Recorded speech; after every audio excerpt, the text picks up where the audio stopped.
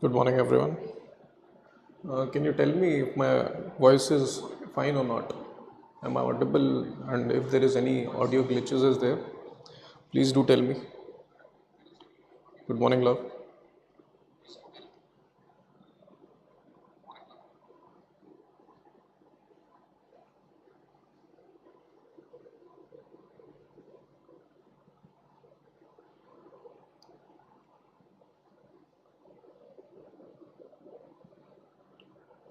So I hope there's no audio issue, right?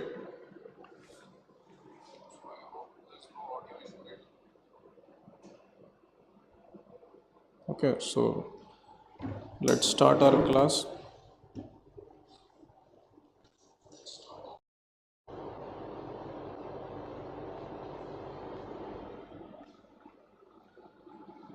So regarding live lectures of ARD, it will soon start. Okay, so the exact date from which it will start, Ashok sir will tell you. Okay, he'll tell you the whole plan also, and you will be notified in the Telegram channel only.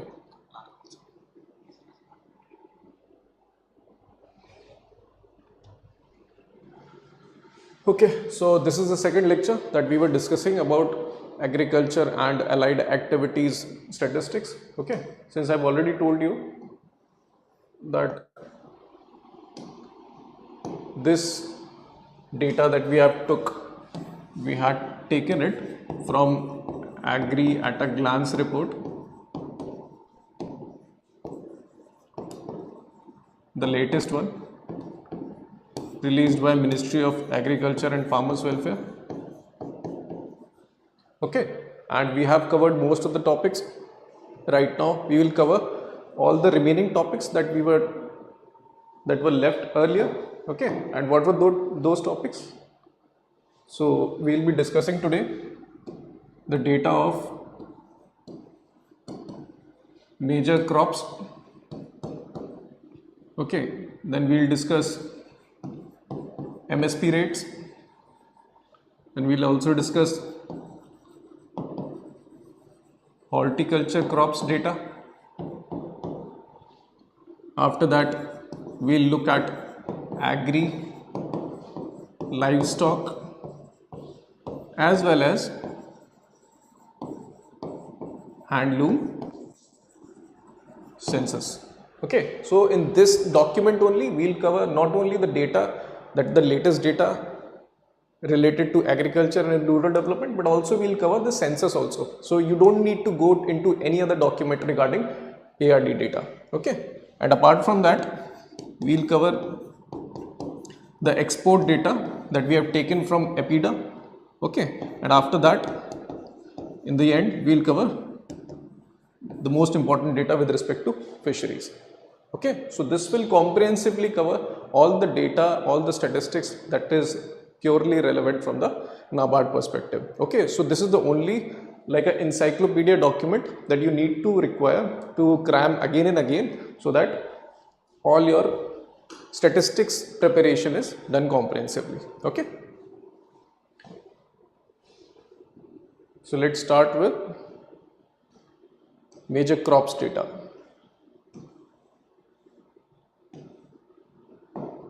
So the data actually sourced from third advanced estimates production of major crops year 2022-23, and here we will discuss about major crops that you all know: rice, wheat, pulses, oil seeds, sugarcane, cotton and jute. These are the important ones, and we will see what is the production that has increased, whether it is increased this year or not, and if it has decreased, then by how much. And that is the only important criteria from the perspective of NABARD examination. Okay, so this is the data that the third advanced estimates talked about. So it says food grains total production for year 2022-23 is 3,305 lakh tons, or you can say 330.534 million tons. Okay, in this manner you will easily remember this also, because most of the figures are in million tons only.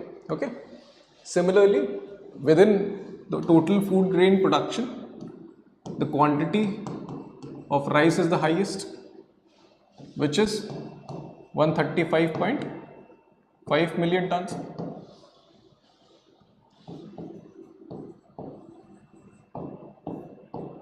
Okay, then we have wheat, which is 112.7 million tons,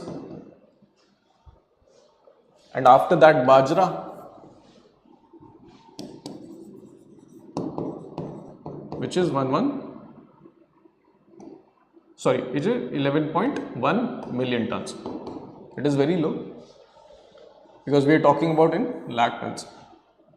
Okay, similarly jowar is 3.9 million tons. Okay, so this is the most prominent data that is essential to need to be crammed up for the upcoming examination, because they can directly ask such questions. Because in as I've already shown you in previous year questions, they've directly asked what is the total food production in the year 2022-23 as per the third advanced estimates, and they have specially asked about horticulture crops also.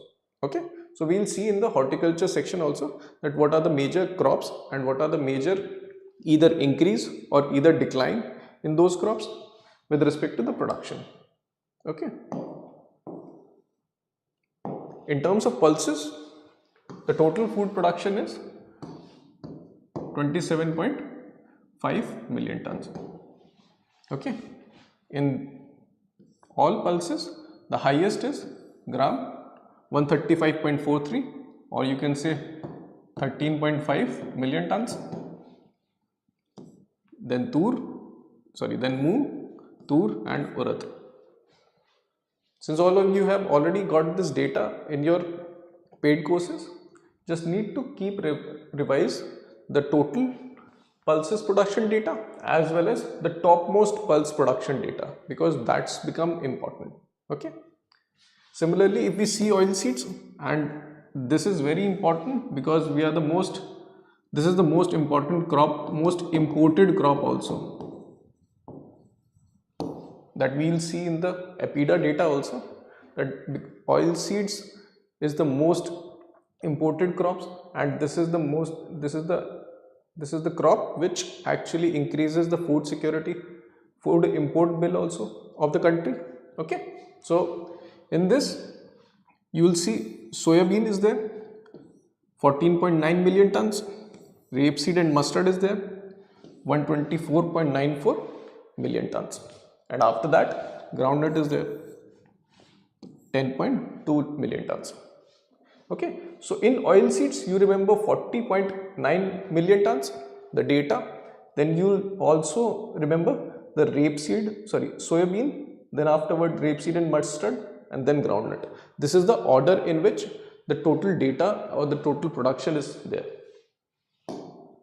Okay, and you must also be seeing that record production is happening in these crops, total food grains on account of total record production in rice and wheat.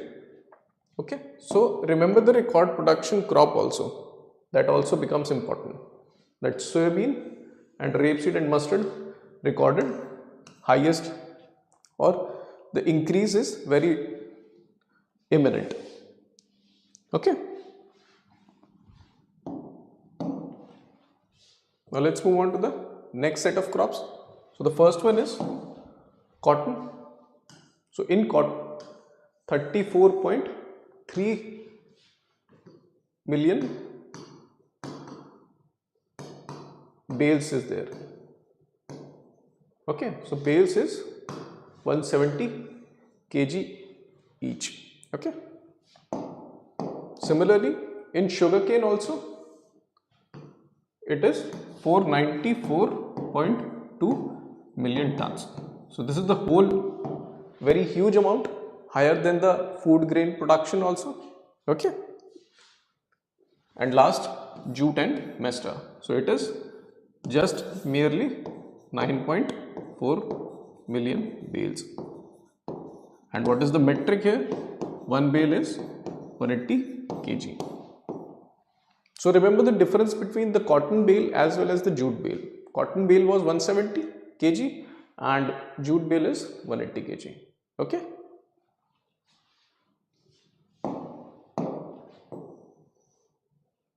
And this is the data that we just discussed written in the sentence format. Okay. Next thing is MSP. Very crucial. They have directly asked about MSP in the examination. They just pick one crop and they can either ask MSP of the current marketing year or the previous marketing year. So that's why we have given both the data as well as the difference. That is essential for you. Apart from these data, there is nothing else that will come in the examination. Okay. So this is regarding Kharif crops. We'll also see Rabi crops. Okay. So for Kharif, paddy common is 2183. In every MSP crop that you will see, there is at least some proportion of increase there. Okay, as you can see from the fourth column. Okay, so for you to remember these data, I just want to tell you, at least have a basic idea that whether this crop MSP is in the range of 2000, 3000, 4000, something like that. Okay, so this will help you at least in some format, because at the end, in case of MCQs, the answer is always there. You have to select the question, select the option. Okay, so if you remember the range in which the MSP is given, so you will be much more sorted in terms of selecting the option. Okay, so let's see the most important ones. Paddy is very important. For common it is 2183 and for grade A it is 2203. So at least you know that grade A1 is higher than common one. Okay, and that is a natural case because the higher grade will be receiving the higher MSP. Okay, next is Jowar, which is hybrid and Maldhani. So hybrid is 3180, Maldhani specific category of Jowar is 3225. So Jowar is in the range of 3000. Okay.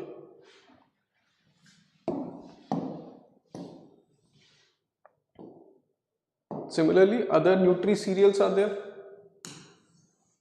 Bajra, Ragi and maize. So Ragi is also in 3000 range, maize and Bajra in 2000 range. Okay, so Bajra is 2500, Ragi is 3846 and the maize is 2090. Okay, so just listen these lectures because you will be able to remember at least what I have said. Okay, the next most important aspects are pulses, and pulses, as you can see, are in the range of 6000 to 8000. Okay, so the Tur pulse is 7000 MSP, Moong is 8558 MSP and Urad is 6950 MSP. Okay, do at least current marketing season MSP rates. Okay, I understand that remembering all the data is not possible, but at least prepare the data of current marketing season. Okay, now let's move on to the oil seeds: groundnut, sunflower seed, soybean, sesame, nigger seed. Okay, so this is also in the range of 6000 to 8000. So groundnut is 6377, sunflower is 6760, soybean yellow is 4600, sesame is 8635 and nigger seed is 7734. Okay, so after completing the oil seeds, we have cotton, very important kharif crop. Okay, so you must be remembering this thing. So medium staple cotton is 6620, but long staple is 7020. Okay, So this is regarding to MSP of Kharif crops and for marketing year 2023-24. Now we will see what is the MSP for Rabi crops for marketing year 2023-24. Okay.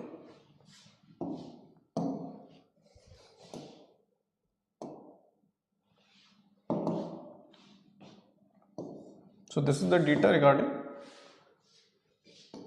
Rabi crops.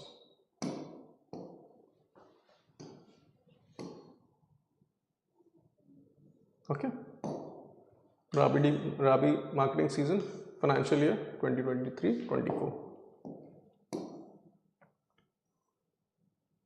So the most prominent one, wheat 2125, okay, gram 5335, lentil 6000, rapeseed and mustard 5450, and safflower 5650.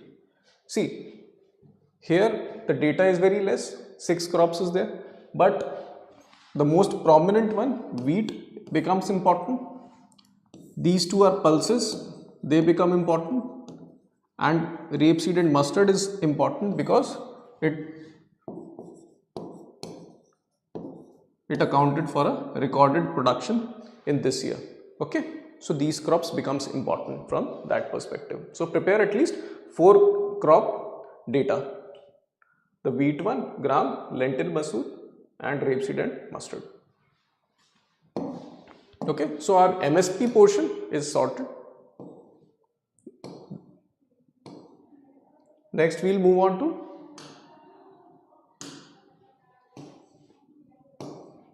horticulture crops. Okay, so in horticulture crops we will see fruits and veggies, and in veggies especially tops data is important, that is tomato, onion, potato. Tomato data becomes very much important because of the recent inflation which seen under tomato. Okay, we all know tomato prices skyrocketed this year. Okay, so data regarding these crops becomes very much important. Okay, and this is first advanced estimates 2022-23 data. If we receive any further latest data, we will also convey that to you, but the latest one being first advanced estimates, so we will cover that one also. Okay.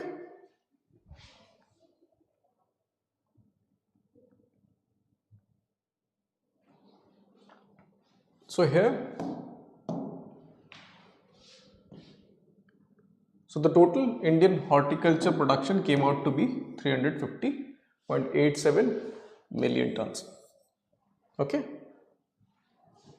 so this is more than total food grains production. Okay, so when you compare the figures, then you remember those figures very much easily, instead of just cramming this, that this is this, this is that. Okay, but if you compare total food grains production with that of horticulture production, you will be able to much more remember these things. Okay, so 350.87 million tons is the total food horticulture production for this year. Next is production stood at 347.18 in the previous year. Okay, so there is just a mere 1% increase in the total horticulture crops production. Okay, and as you can see from the data itself that it is mostly driven by fruits and vegetables. Okay, so let's see the fruits and vegetables data also, because since the record horticulture production is driven by fruits and vegetables, we must also know the data of fruits and vegetables too. Okay, so 107.75 million tons is the food production and 212.53 million tons is the vegetable production. Okay, and the increase is just 1%, as you can see from the previous year data also. For veggies it was 209.14 and for fruits is what? It was 107.51. So in fruits we didn't see that much increase, but at least 1% increase of of vegetable is visible. Okay. Now the most important top crops: tomatoes, potatoes and onion. So the most important thing with respect to these three crops is onion as well as tomatoes registered a fall in production. Okay, because they registered a fall in production, so less supply was there, and less supply, you can easily know what does it do. It increases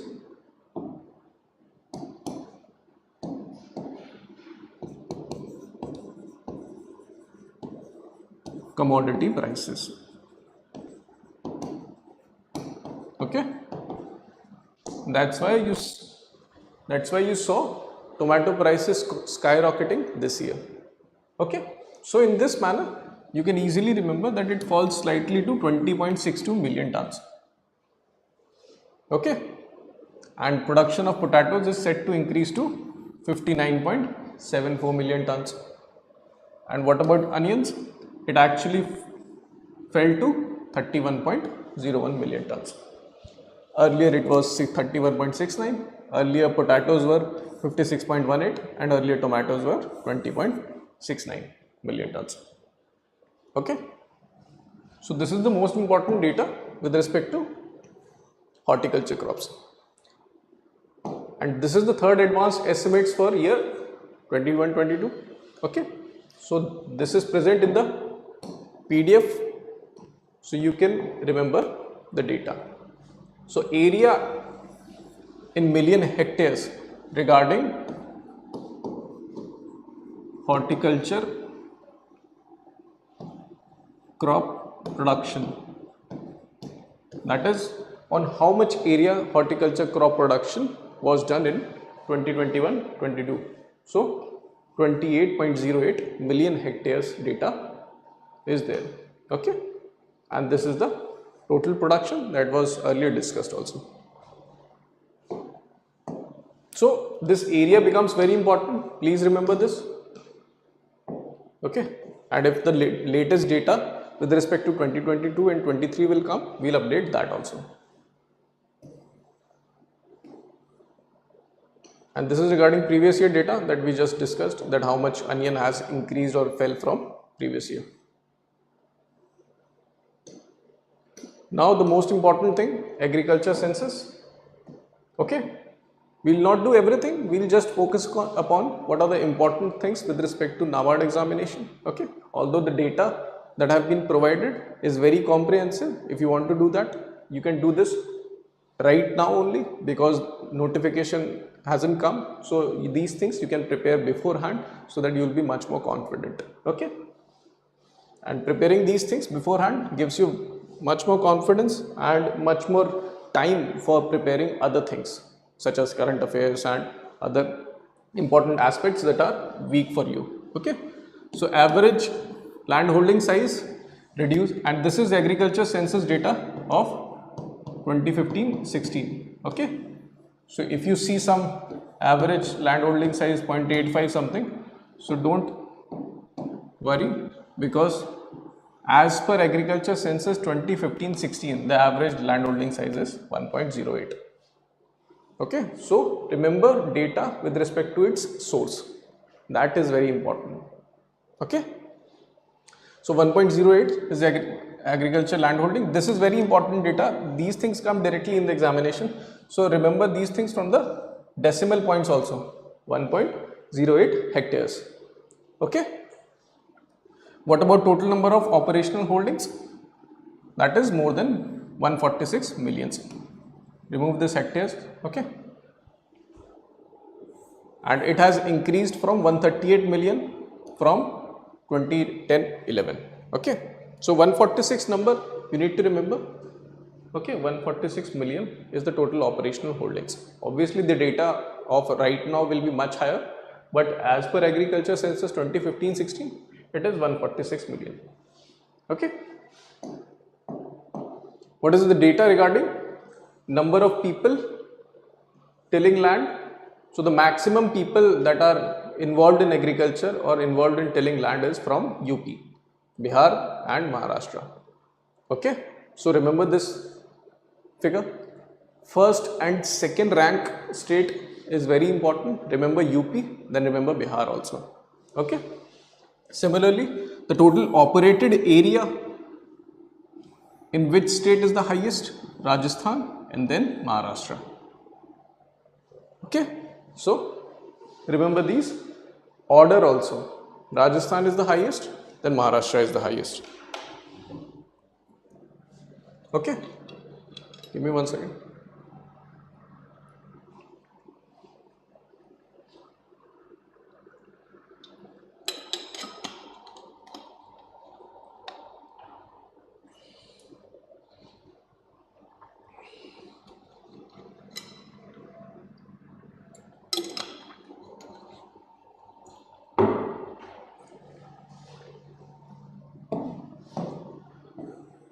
Now let's move on to the other things.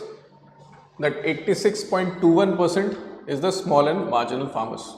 Okay, and this criteria I have already told you that marginal farmers means having a land holding less than 1 hectare, small means 1 to 2 hectares, semi-medium 2 to 4 hectares, medium 4 to 10, and large more than 10 hectares.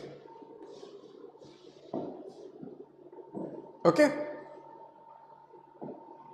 So more than 86% of India's cultivated land and small is with small and marginal farmers. So that's why you see agricultural productivity very low in our country. Okay.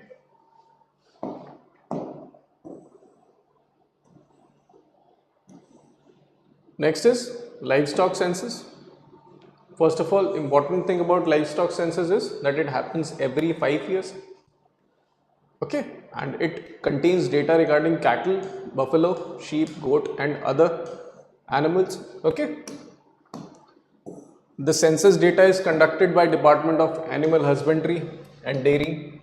Okay, and this is the 20th livestock that took data from more than 27 crores of households and non-households. So this static data is also very much important because sometimes bouncers also come. So you need to be prepared to handling those balls also. Okay. And since the data is taken from tablet computers, okay, so that's why the accuracy as well as the speed of collecting data is also higher in this livestock census. Now let's come to the data. So the total livestock population is 536.76 million in the country, and this data reported an increase of 4.8% from the previous livestock census. Okay, and where you'll see the total livestock contribution from rural as well as urban area. So it is visible that 95.78% data comes from rural areas. Okay, and 4.22% of total livestock population is reported in the urban area. Okay, so you can see the asymmetry with respect to total livestock population. Now we will go into a bit depth. So we will see total bovine population, cattle, buffalo, mithun and yak. So the total bovine population came out to be 303.76 million. Okay, and then we'll further go into depth. We'll see the number of cattle population. So it is 193.46 millions. Okay, and then we'll see further female cattle. So it is 145.91. So you can see that they are first of all telling you the total livestock population, then bovine population, then cattle and then female cattle. Okay. So through these flowcharts also you can remember the data, because you'll understand that these are the subsets of the total superset. Okay.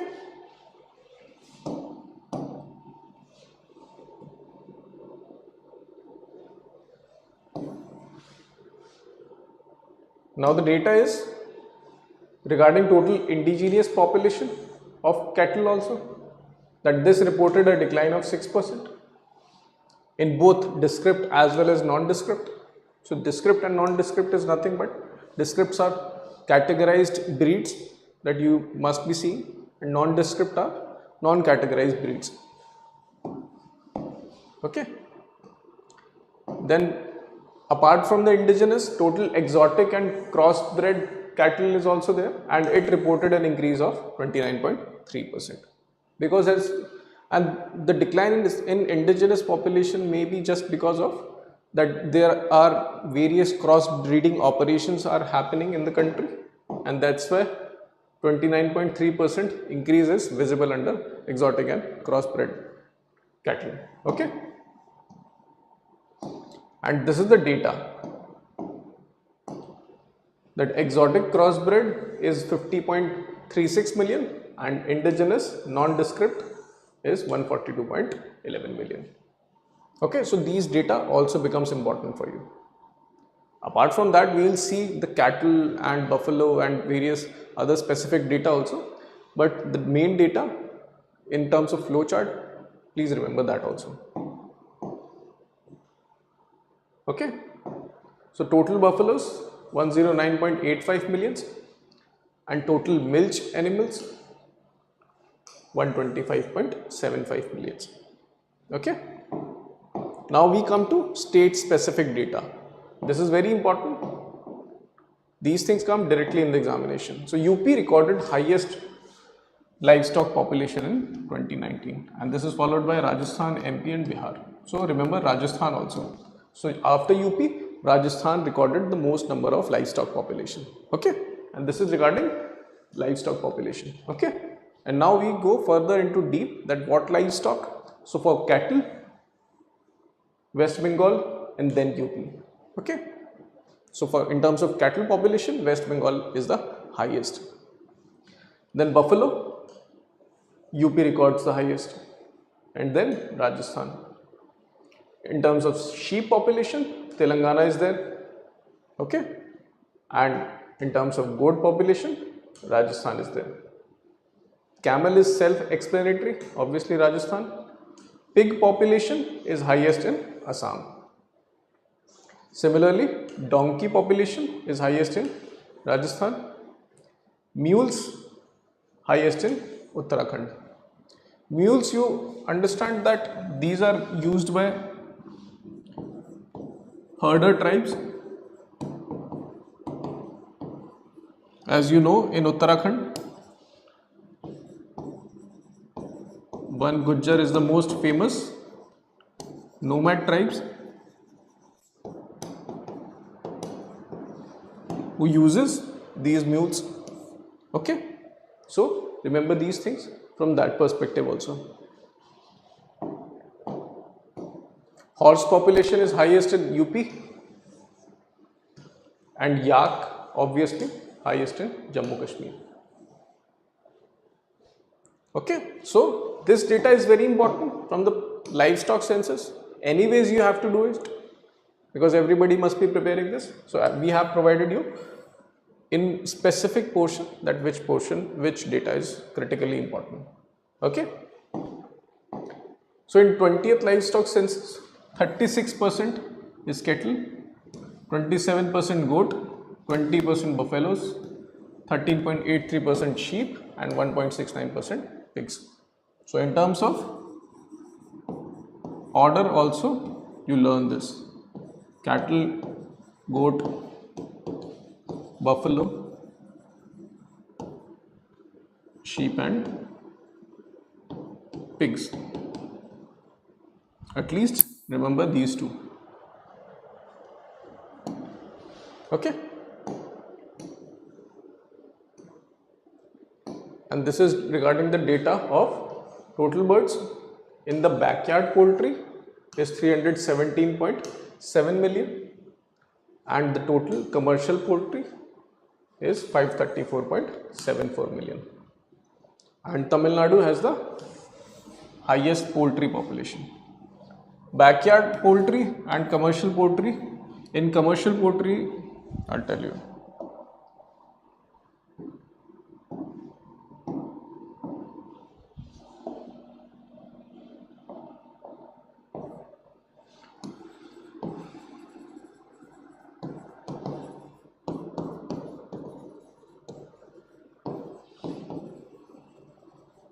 Industrialized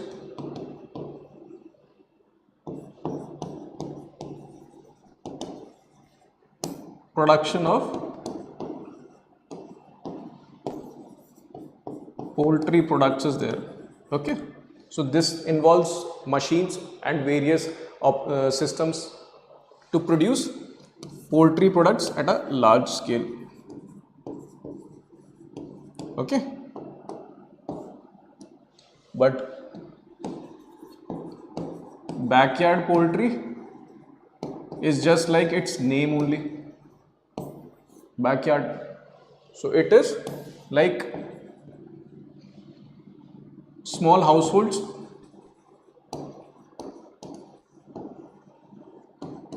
having poultry for their own consumption. Okay, so it is not for anyone else's consumption.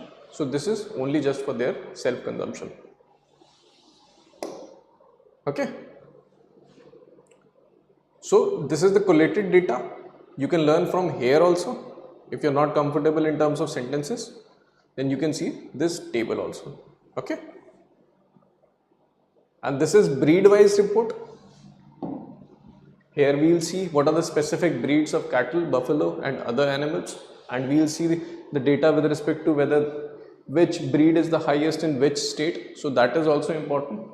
So breed wise report of livestock and poultry census based on livestock census. Okay.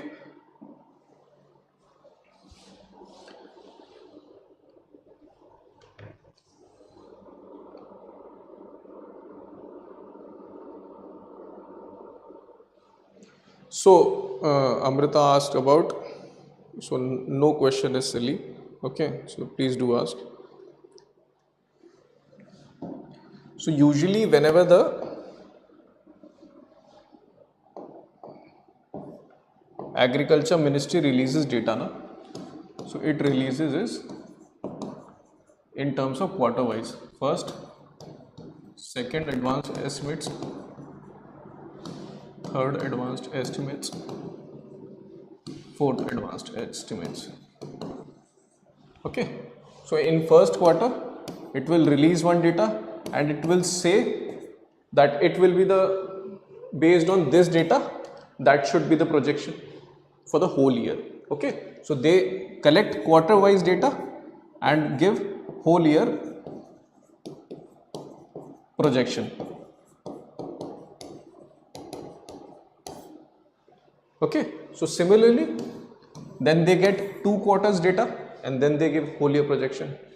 Similarly third quarter data and whole year projection, and after 4 advanced estimates they get whole year data, and sometimes this is also called final data of year 2022-23. Okay, and this same mechanism is visible for you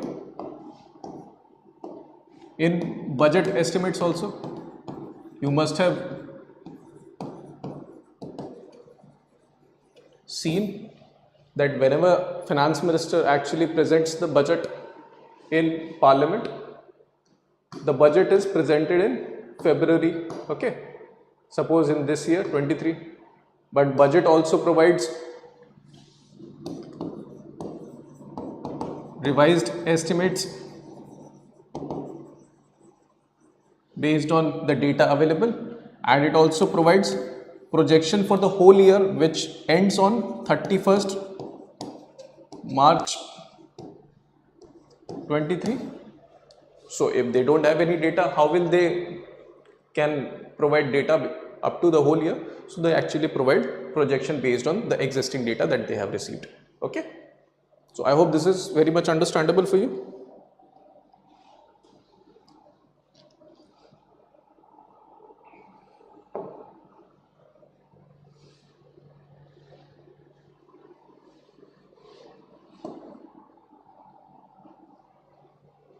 Now, is there any other confusion for you? Do tell me in the comments. Okay.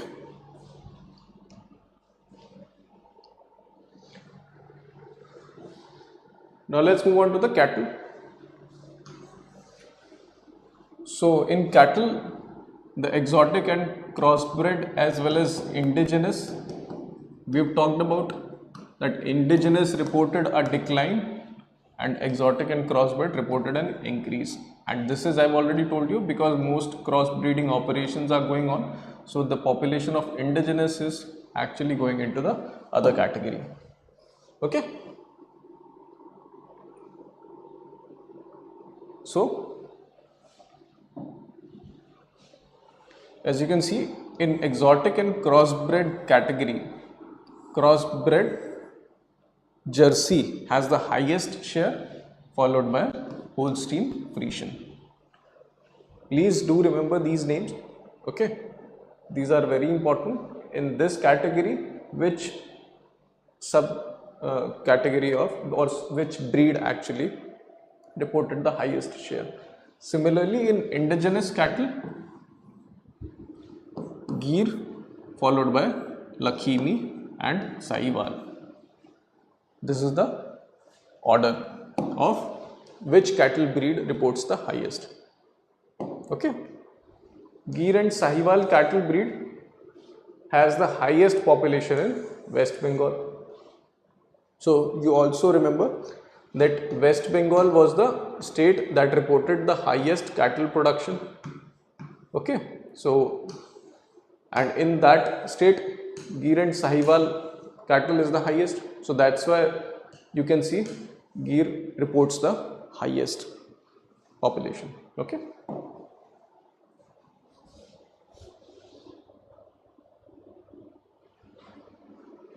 Yes, I understand the amount of data is so overwhelming. So that's why I told you that since this is the only document which is important for you and you have a very large amount of time, so prepare 2 pages. Since this have 28 pages, prepare 2 pages per day.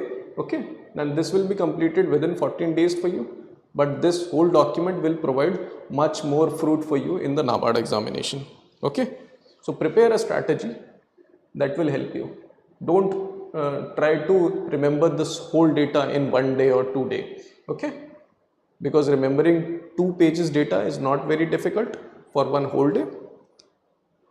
Try to adapt that strategy. Okay, and after remembering the data, okay, please try to solve mock test also provided by any institution. We also will provide the mock tests, because remembering 2 pages data in 1 day as well as doing mock test will ingrain these data into your minds. Okay. Next is in UP, Haryana cattle has the highest population, and Bachur cattle breed is highest in Jharkhand. Okay, now let's move on to the buffalo. So out of total buffaloes, 20.3% are pure breeds, 34.3 is graded, and 5.4 are in the nondescript category. Okay. And what is the crucial breed for buffalo? Murrah buffalo has the highest share. Okay, followed by Mehsana and Surti. And this is highest in UP, as was evident in the earlier data that we talked about. and Mehsana, Surti and Jafarabadi has the highest population in Gujarat. Okay. Next is sheep. Sheep, we discussed that Telangana is the highest, followed by Andhra Pradesh. So that's why you see Nellore sheep breed has the highest share, followed by Bellary. Since Nellore is the highest and the breed highest population is in Telangana. So as you can see from the data is, you'll see a pattern of that state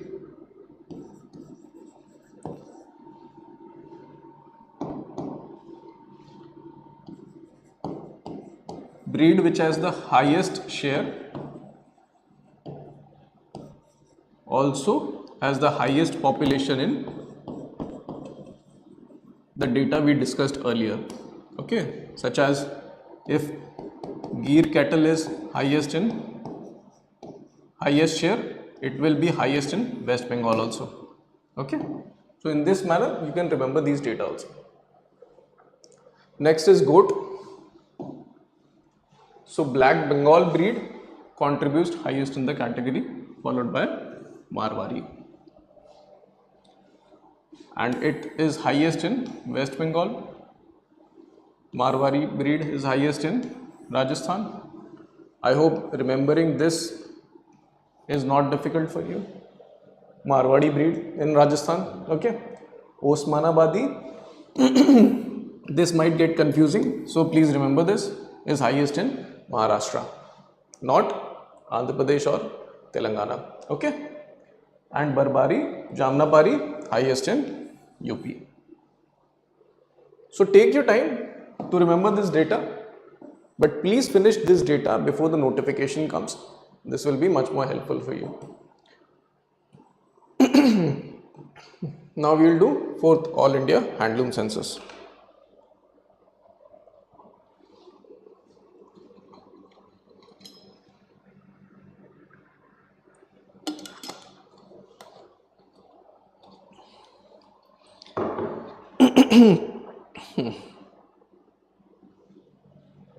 Okay, so this is All India Handloom Census 4th, based on released in August 2019, and this is released by the Office of Development Commissioner for Handlooms, Ministry of Textiles.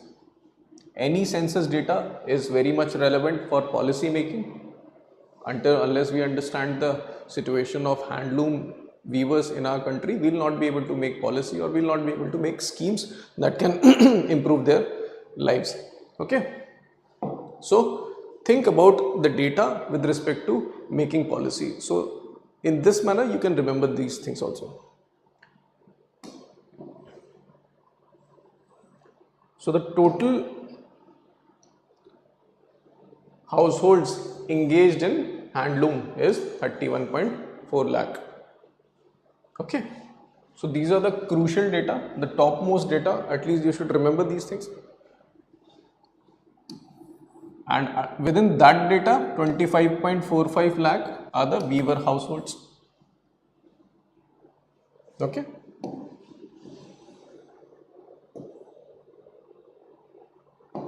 Earlier was 27.83. In 2019 it is 31.45. So you can see the increase reported also. Okay. It says 4 states of India accounted for 18 lakhs. As you can understand, there are so many states, but 4 states accounted for the highest number of households involved in handloom. So these are Assam, West Bengal, Manipur and Tamil Nadu.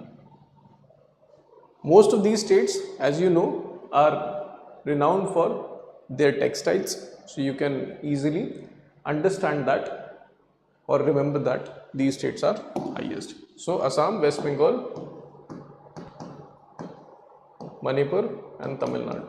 AWMT. Remember, make any mnemonic, but remember the order also. Okay. Next is 22.5 lakhs weaver households. are located in rural areas, while 2.8 lakh or just 11.3% are in urban areas. Okay, and it also talks about the women handloom weavers also, so they are accounting for 72%. So you can see the disparity between rural as well as urban areas, also disparity between male and female weavers. Okay, so remember, in terms of asymmetry also, attaching any meaning for any data will help you make remember it in much more efficient manner instead of just cramming. Okay, so the range of data is 26.73 lakh weavers, and within that range, average number of person days, that for how much time or for how much days the person is working, average. So in weaving activity, 208 days is the average number of person days. Okay, and if we go further deep, in urban areas the average is 262 days, and in rural areas the average is 201 days. Okay, and in terms of state wise also, Maharashtra records the highest with 310 days, Andhra Pradesh and Delhi. And this is the condition that 66.63% weavers earn less than 5,000 a month. Earning 5,000 a month, even if you multiply it by 12 times, that within an year 60,000 rupees these weavers are actually earning, and this is far less than our per capita national income.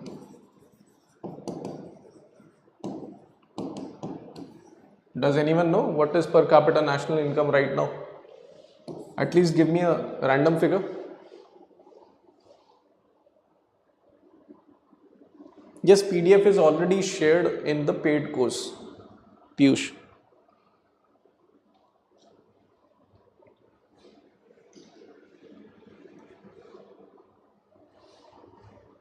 So the per capita national income is around 1,79,000 something. Okay. So as you can see, not even half of per capita national income they are earning. So this is a very dire situation under which the handloom weavers are actually. That's why you see government actually focusing upon schemes like PM Mitra,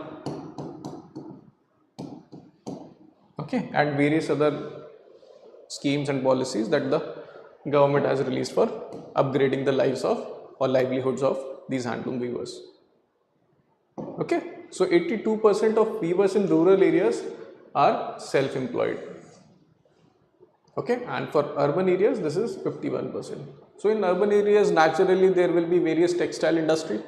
So in terms of the various weaving and handloom process will be very much industrialized. So that's why you see self-employed very less in urban areas, and it is mostly rural areas that people are self-employed, and they actually cater to the nearby village population or nearby other villages population. So the consumption is also very low.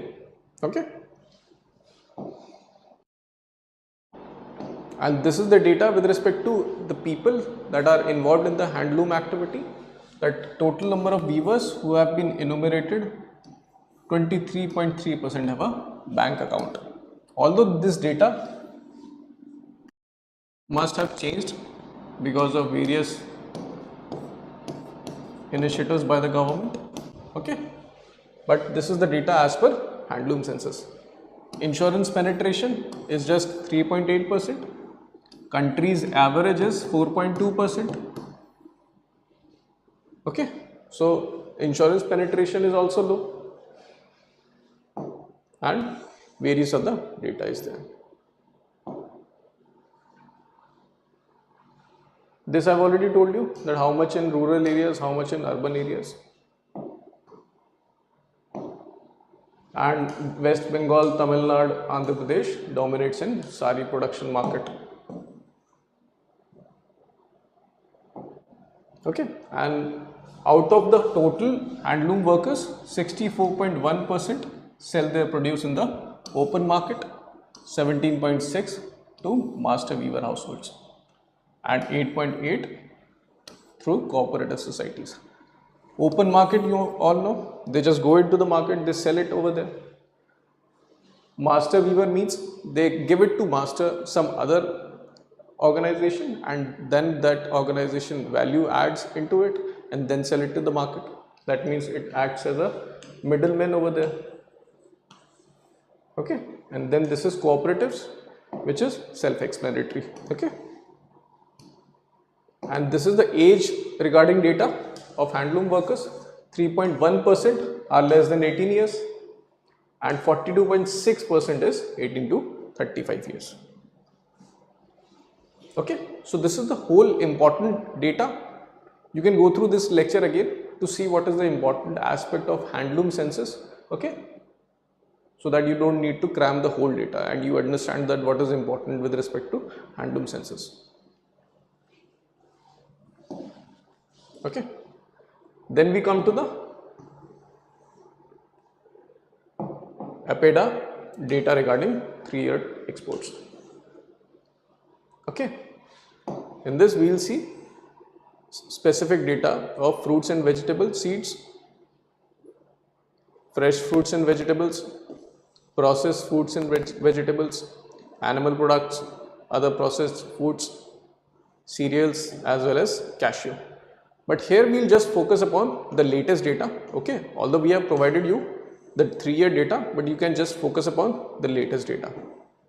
So in fresh fruits and vegetables, quantity wise, fresh onions is the most exported item, and this is followed by other fresh vegetables. So these are the categories of products within the APEDA export statement. Okay, so just remember the categories of products of first as well as the second that ranks higher in terms of export. Okay, and this is quantity wise and this is value wise. Okay, so fresh onions and fresh vegetables quantity wise, fresh onions and fresh fruits in terms of value reports the highest export, and this is in fresh fruits and vegetables. Now we go to the processed fruits and vegetables. So in processed fruits, quantity wise pulses is there, then processed vegetables, and value wise also pulses is there and then processed vegetables.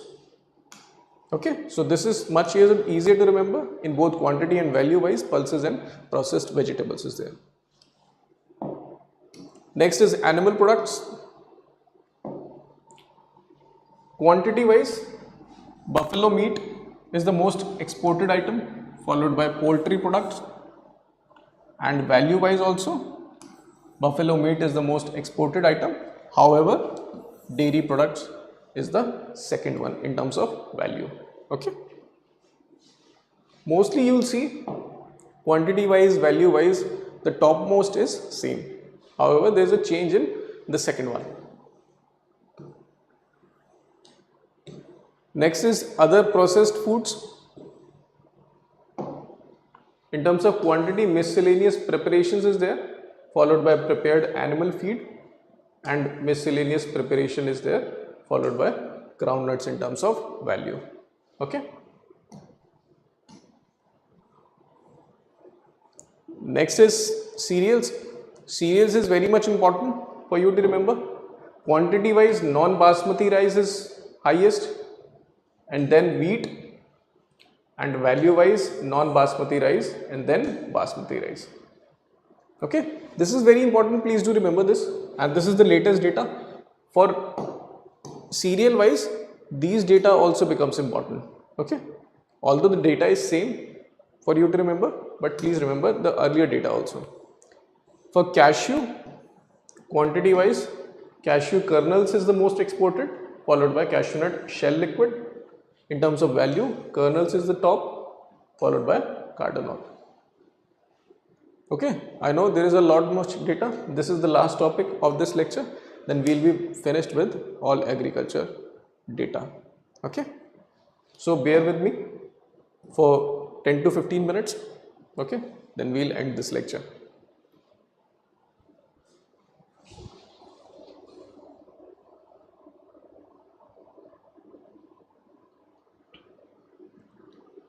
Piyush is asking, please make a video on how to cover static part 2.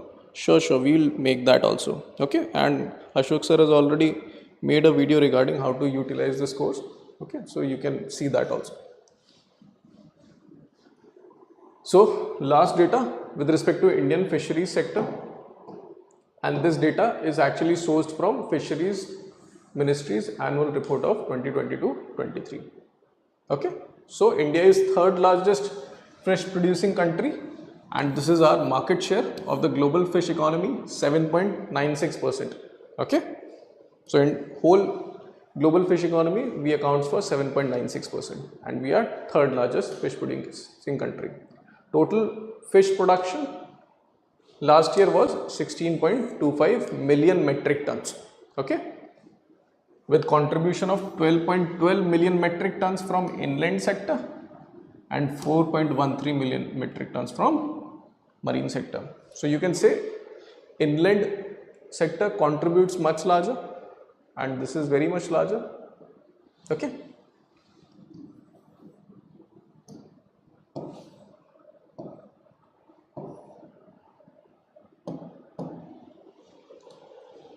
the annual average growth rate came out to be 7% in the last 5 years.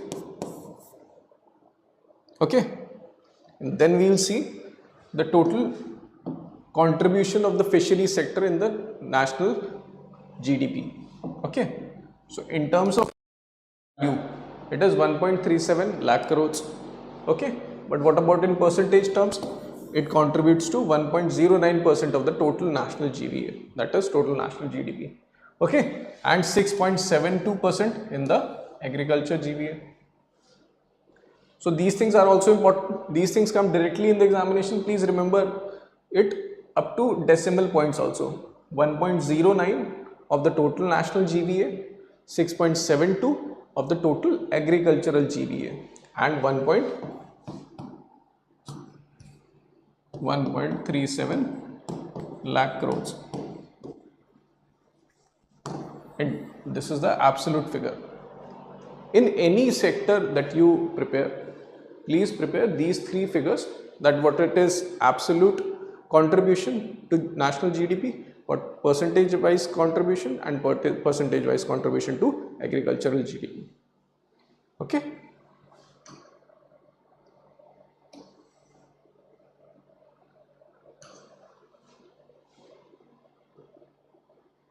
So this is the export of marine products. It stood at 1.37 MMT, million metric tons, and value wise it is 57,586 crores, or you can say $7.76 billion. Okay, USA is the topmost importer of Indian fisheries products, so remember this state also. Okay, and it says that India is also a major producer of fish through aquaculture, that is breeding fish in an industrial setting, just like commercial poultry. Okay, and we are second in aquaculture after China. So this is very important for you to remember. That's why it says that inland fish production constitutes about 75% of the total fish production. Okay, so this is all from my end. If there is any other question or any other confusion from your end, please do tell. Otherwise, we'll end this session. And thank you all for joining. Thank you so much.